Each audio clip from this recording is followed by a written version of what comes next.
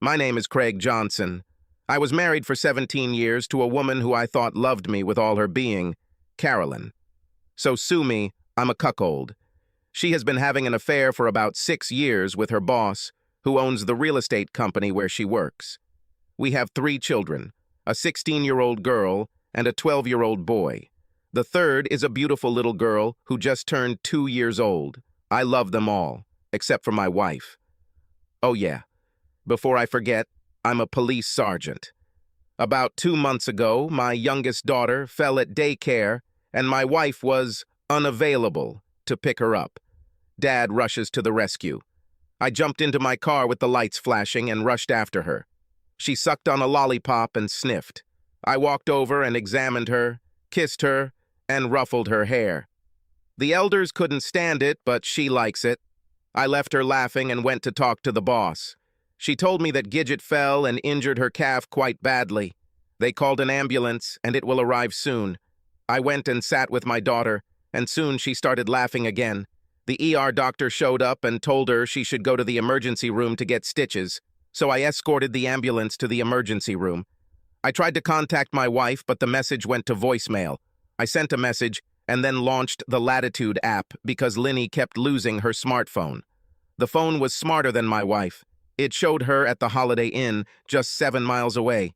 I went and sat with my daughter while she was getting stitches. When she finished, we signed the forms. I went to the trunk and took out a folding child seat. I installed it in the back seat and fastened her seat belts. Then we went to look for her mother. My stomach started rejecting the food I ate for lunch. I pulled into the Holiday Inn parking lot and arrived just in time to see Carolyn and her boss, Arthur Dash, emerging from the lobby. They stood hand in hand, and his left hand rested on her ass. They laughed and smiled, and then she kissed him. You would have thought she was kissing me. It was just that kind of kiss. I stopped the big Ford and watched with the camera set to hard focus as they got to her Lincoln Aviator. She turned to him and kissed him deeply. His hand slid. Yes, slided, lifted her skirt so that I could see the top of her stockings. She then reached under the hem of her dress and pulled out her blue lace panties that I had given her for our anniversary. She smiled and gave it to him. It's over. I remembered my thoughts. They laughed, kissed again, and then she got into her car and drove away. Suddenly I saw brake lights and she skidded to a stop. Her car was parked, and suddenly my phone rang. I looked at the number and name. It was that same bitch. Hello, Carolyn. I answered in an even tone. What's happened? Where are you? I'm in the hospital. The baby is fine. Where are you? I couldn't reach your phone. I'm in the office. I'm on my way to the hospital now. Drive carefully, I said, hanging up. I watched her car as she called twice more. I let them all go to voicemail. She began to roll forward and nearly crashed into a pickup truck as she ran out into the street screaming. I grinned and headed home. I took out my phone, dialed my friend's number, and told him that I needed to talk to him. I drove up to the house and pulled the sleeping Gidget into the house. I went back to my car and grabbed 4 DNA swab kits. I went in and swabbed Gidget's mouth with a swab. I placed the tampon in the container, sealed it, and labeled the plastic bag. I went to get some iced tea and called work. I talked to my boss, the chief of detectives, and told him that I needed the rest of the week to take care of some family matters. Everything is fine? Yes, sir. I just need to see some doctors about my children. Okay, just keep me posted. I understand, boss. 20 minutes later, the slut rolled up. I felt physically ill when I saw her, but I took a deep breath and counted to 10. I only counted to 7 before she knocked on the door. Where is she? She screamed. I told her to calm down and that she was sleeping. She pushed past me into the child's bedroom. I started making a list of things to do tomorrow. Divorce lawyer, DNA test, electronics store. She came out of the bedroom and ran up to me. What's happened? She demanded. She fell. She is all right. She handled it like a soldier. There were only 4 stitches, and the doctor said that they would leave virtually no scars. She's fine, Carolyn. Why didn't they call me? She shouted at me. They tried, honey. They couldn't reach you. I have tried. The message went to voicemail. "So where have you been, darling?" She began to stutter and looked away. "I was at a meeting. I turned it off so it wouldn't interfere with the meeting. I suggest that instead of turning it off, you turn it on vibration. I'm just glad nothing serious happened to the kids, or maybe something fatal didn't happen to me." Her face clouded. Then she turned pale. "I never thought about it," she said. "Of course you didn't do this, dear," I thought to myself.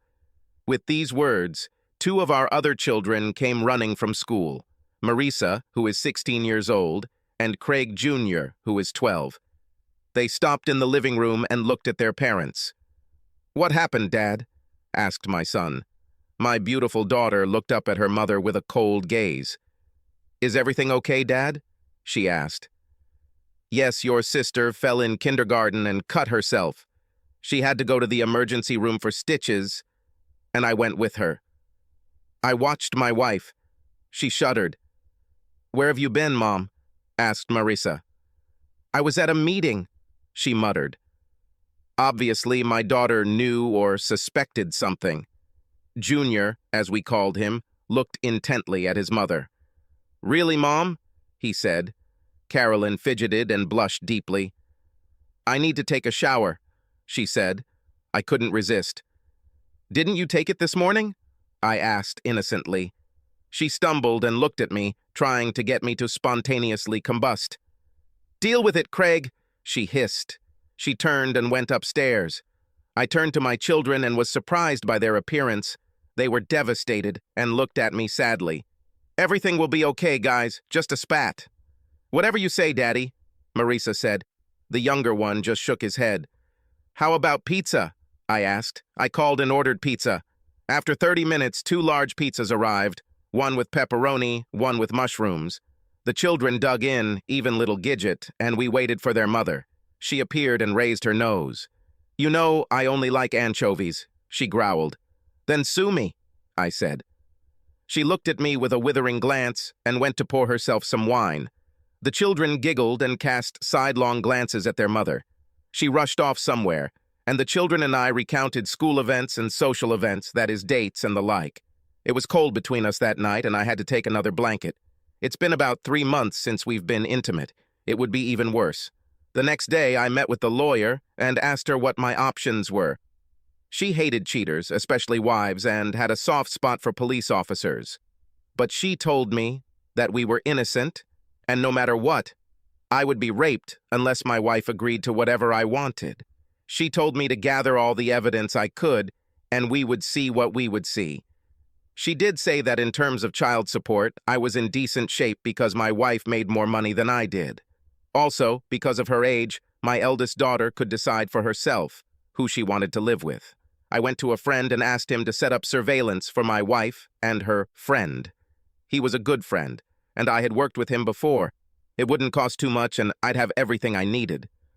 Then I went to an electronics store and bought several wireless voice recorders and 3 video cameras. I went home and installed cameras in my parents' bedroom, living room, and guest room. I put one of the tape recorders in her car, one in the bookcase in the living room, and one in the master bedroom. Then I received a message from my wife that she would be home late and that I should look after the children until she arrived. I got ready, went and picked up Gidget, and then went home to make dinner. About 2 hours later, my 2 oldest returned home and we discussed dinner. Grilled chicken, mashed potatoes, and creamed spinach. "How does this sound?" I asked. Marisa said it sounded delicious. The younger one looked at me, grinned slightly, and asked, "What does Mom want?" I told him that Mom can cook her own dinner. Marisa and Junior looked at each other, and then Marisa said, "Dad, we need to talk." I decided that the riot act would be read to me. So we went into the kitchen and started dinner. She began, "Dad, I think Mom is cheating. She doesn't respect you, and she's never there when we need her." "Marisa is right, Dad. I'm glad they have the looks and the brains, no matter where they got them from." I stopped what I was doing and pulled them into a group hug. Their younger sister immediately joined us, shouting, "Me too! Me too!" I looked at my children and told them that I loved them more than I loved myself. I always told them this. They always thought it was corny, but they loved it.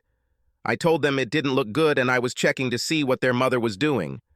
But know this, I will always love you. You are my children. We'll get through this. I promise. The younger one squeaked. I think you should give us cheek swabs, Dad. This might help in your case. It would never change how I feel about you, but it would be nice to know how damaged she is. The youngest is right, Dad. I want to know because right now I don't have much love for her. I was stunned, but I felt sorry for them. Okay, let's do this before she gets home. I took swabs from my cheeks and then mine. I sealed them and put them in my briefcase. The next day I went to an independent laboratory and asked them to do a rapid DNA test. It cost a little more, but I wanted it done as quickly as possible. After a week and a half I received the results. None of the children were mine.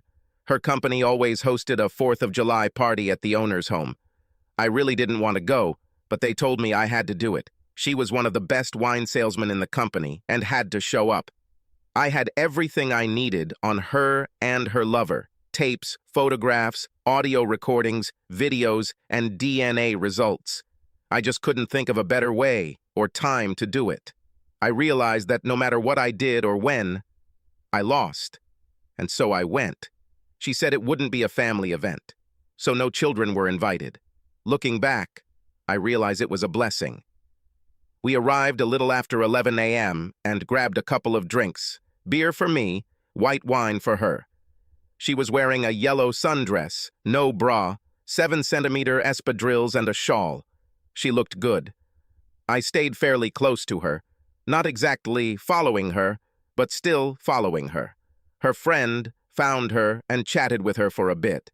He whispered sweet nothings into her ear and then continued to perform his duties as a host. He disappeared, and I immediately stepped up my surveillance of Carolyn. She continued to look around, and after the third glass, she lost sight of me. She doesn't tolerate alcohol well, and was about one drink away from getting drunk. I watched as she grabbed another glass of wine and slid to the back of the long lot his house was built on. 2 of her friends from work tried to distract me, but I switched to Coca-Cola after half my bud. They were slightly tipsy, and I managed to keep an eye on her as she walked towards the corner of the garden shed and disappeared out the back door. I put my Coke on the table, took out my cell phone, and turned on the video camera. I moved to the corner of the barn, slid around it, left the area, and reached the gate at the back of the building. I looked around the corner and saw my wife. Her sundress was pulled down to her waist, and her breasts were exposed to the sun and breeze. The hem was pulled up, and he had her thoroughly, and she kept moaning and groaning. Her white lace panties were lying on the ground. It was like a light bulb went on in my head, and I thanked all that was holy for this good fortune. I turned off the camera and took a couple of still shots. I put my cell phone away, and as soon as I got to them, she was climaxing. He tensed and followed her, leaving them both breathless. I reached for his stupid-looking manly ass, spun him around and slammed my right hand into his face, destroying his nose and breaking his left cheekbone. I also managed to break something in my hand. He fell to the ground unconscious, and Carolyn slid down the wall of the barn and also sprawled on the ground. I pulled out my handcuffs and handcuffed him to a fence post while I read him his rights. You are under arrest for rape. You have the right to remain silent. If you waive your right to remain silent, anything you say may be used against you in court. Carolyn started screaming, "Craig, what are you doing?" You have the right to a lawyer. If you cannot afford to hire a lawyer, one will be assigned to you. Do you understand these rights as I have outlined them to you? Carolyn was already hysterical and struggled to get up.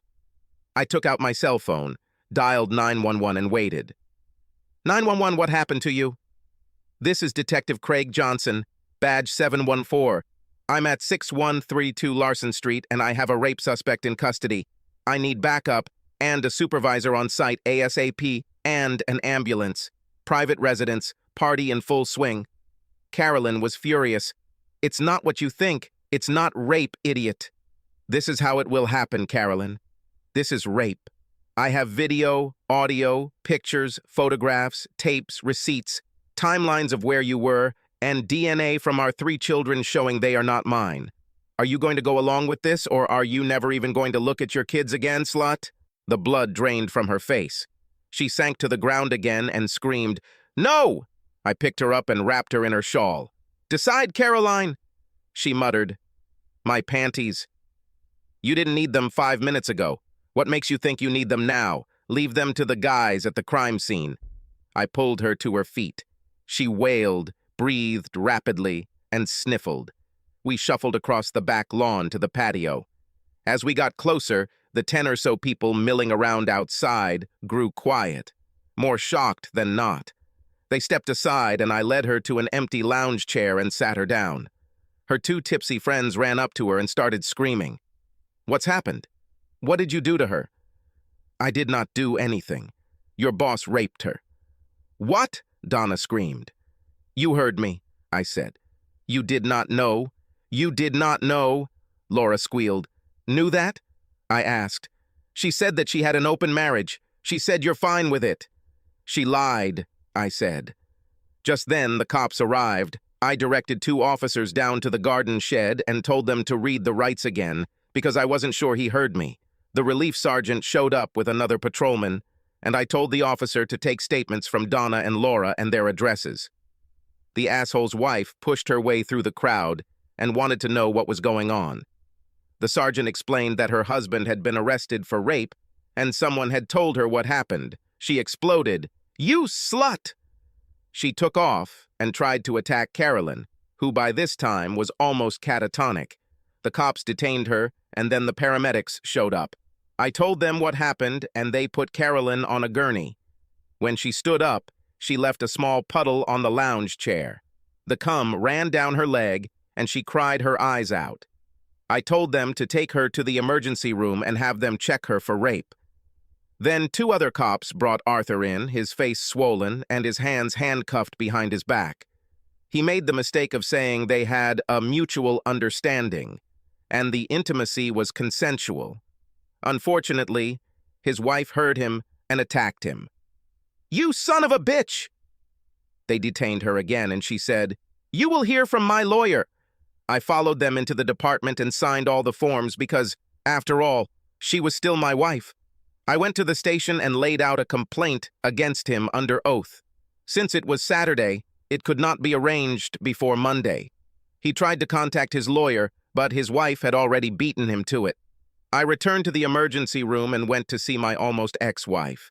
She was having a bad day and didn't look at all well. She saw me come in, perked up, and tried to smile.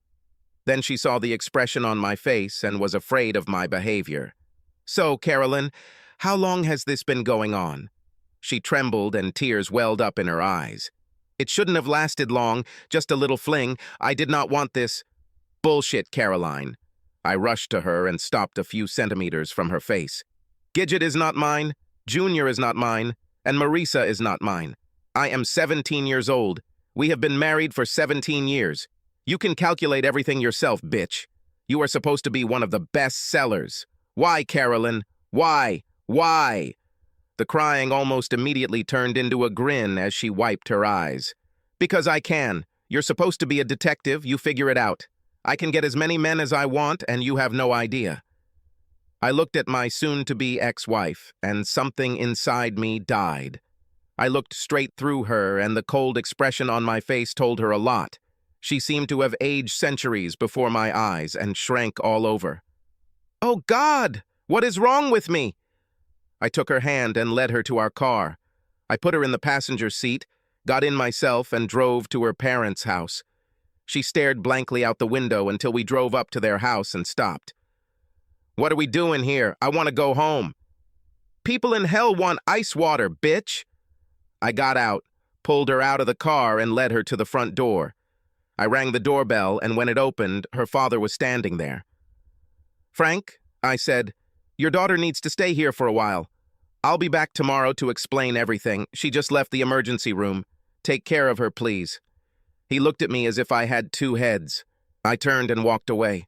I turned off my phone and went home. I walked into my children, and they looked at me. "Where is Mom?" "It's with your grandparents. She will be there for a while." I briefed them on what happened. omitting some details.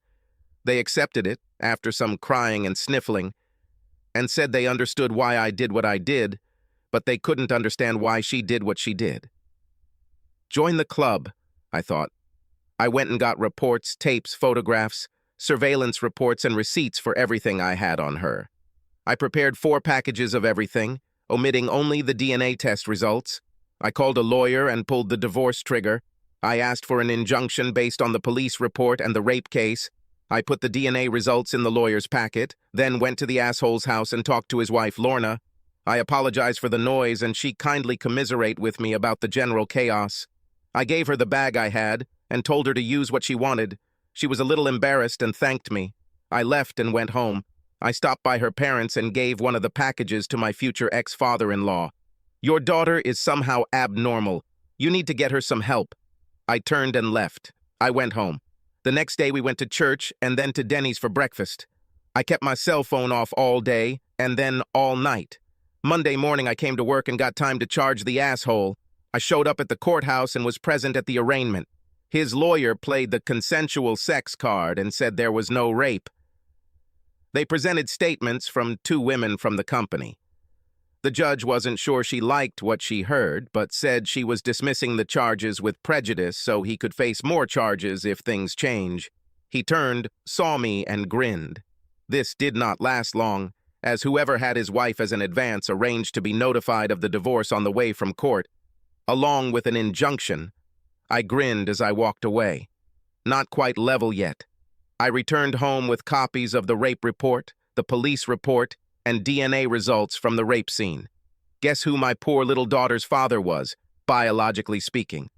I was on the phone with my lawyer when someone knocked on my front door. Now only one person I know knocks instead of ringing the doorbell.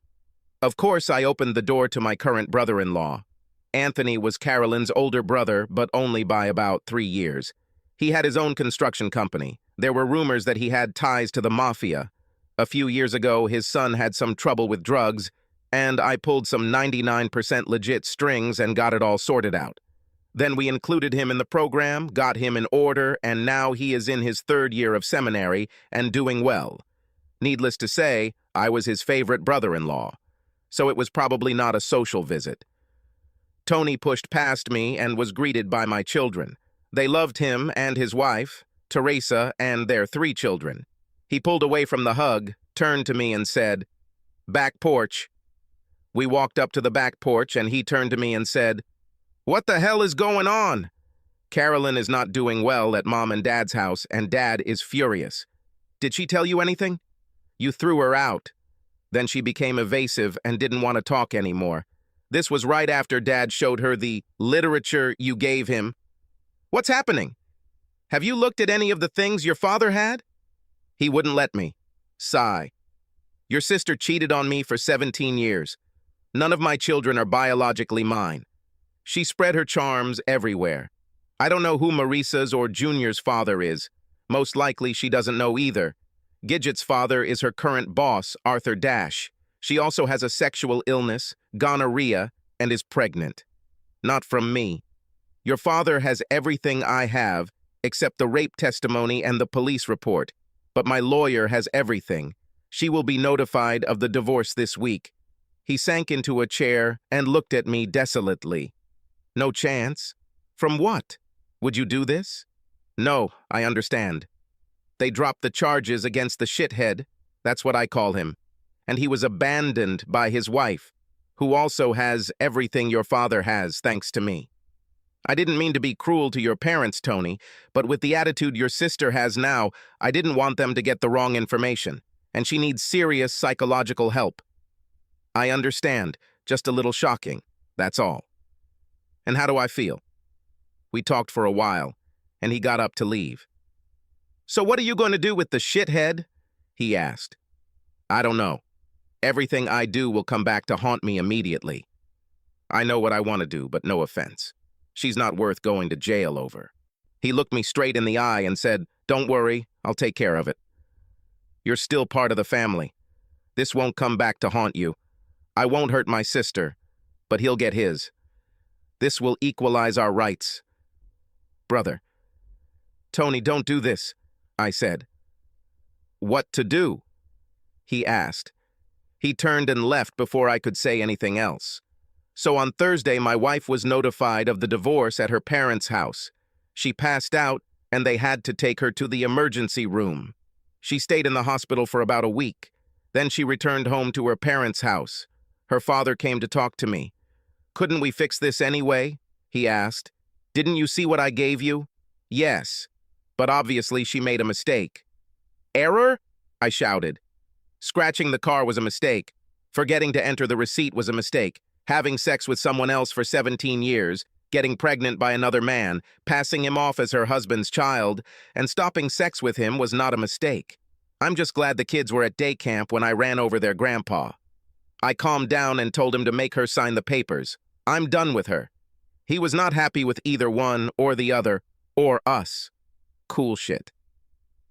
An interesting thing happened. She was notified about 3.5 weeks ago, and 3 weeks ago, the little shit disappeared. He didn't show up to see his lawyer with his wife.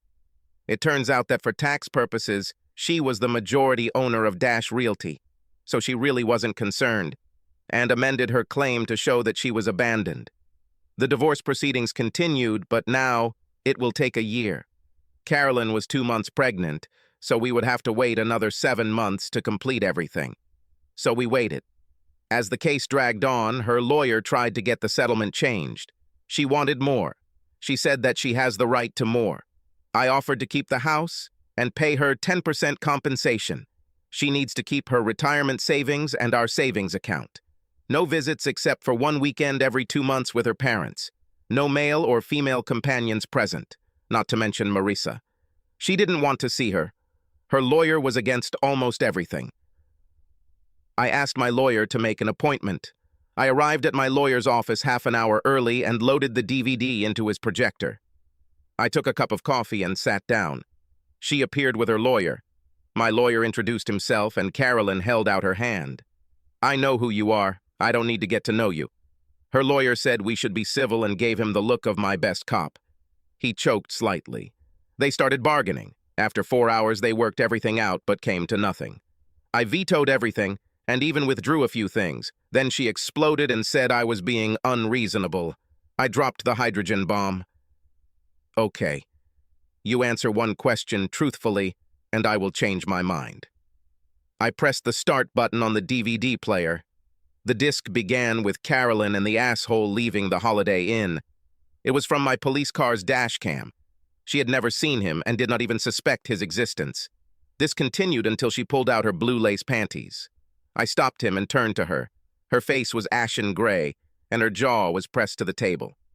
"At the meeting, right, Carolyn? Tell me, where are the anniversary panties, my loving wife? A, where the hell are they? If you don't sign this just the way it is, we'll go to court, and everything will become public knowledge. Sign this!" She cried, grabbed a pen, and signed everything. Her lawyer was stunned as she grabbed her purse, stood up, and her water broke. She howled. We called an ambulance and took her to the hospital. I made sure that my name as the father was not listed on the birth certificate. She gave birth to a boy weighing 3 kilograms. My lawyer sued for DNA testing, and voila, it wasn't my baby. Not only that, but it wasn't the shithead's kid either. She also cheated on her lover. The divorce took place, and I was finally free. I immediately became very desirable in the singles market. My daughter told me that I was considered pretty. My son told me that I had to be careful, otherwise you might be attacked. I went to visit my brother-in-law and we had a couple of beers. Finally, I asked him if he knew what happened to the shithead. "Who is this?" he asked, raising an eyebrow. "Never mind it," I said. I dated a few, but my heart wasn't in it. About 2 years later, Tony and Teresa had a party at a bar. Everyone was invited, including my ex-wife. The kids stayed away from her, and the guy she brought with her. However, her little boy was adorable. My daughters literally attacked him. My now 18-year-old daughter brought a young man with her to the party. He was fine, but was still being tested. In fact, I liked him, but I didn't tell her about it. The guy who came with her mother was drooling all over my daughter. I saw, but I didn't want to embarrass my daughter with any actions or words. He continued to creep up on her, and I was just about to intervene when her young man friend joined her. Hey, honey, what's going on? Mind your own business, boy. The young lady and I are having a conversation. Oh, don't mind me, he said. I was just trying to keep her from hurting you. His hand slid to her thigh, and then to her ass. Take your hands off me, she said, looking him straight in the face. Hey, you know you like it, don't... She punched him in the throat and grabbed his right arm. His thumb flew back, snapped, and a scream caught everyone's attention. I don't have my mother's morals, you bastard. Her friend grinned. This is my girl, I thought. Her mother came up and screamed, What did you do? My brother-in-law, who had seen and heard everything, came up and said, I think it's better for you two to leave. After they left the party, everything went quiet. Then someone new appeared.